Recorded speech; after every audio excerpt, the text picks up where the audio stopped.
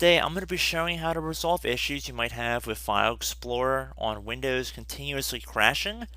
So this is going to be a very straightforward tutorial, and I just wanted to make it for some of you guys that might be having this issue. So we're going to start by right clicking on the start button, and then we're going to left click on run from this menu.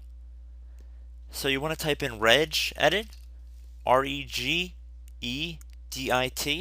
and then either hit enter on your keyboard or using your mouse, left click on OK. If you get a user account control window, select yes.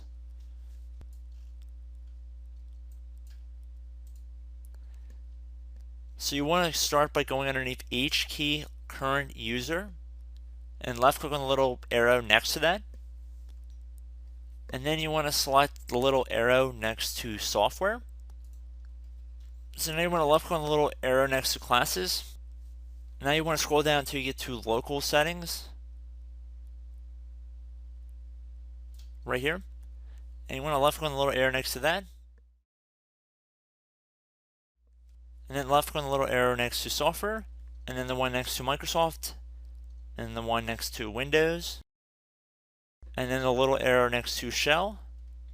Now you want to right click on the folder that says bag MRU. And then left click on delete. Select yes. And then you want to select the folder that says bags. Right click on that.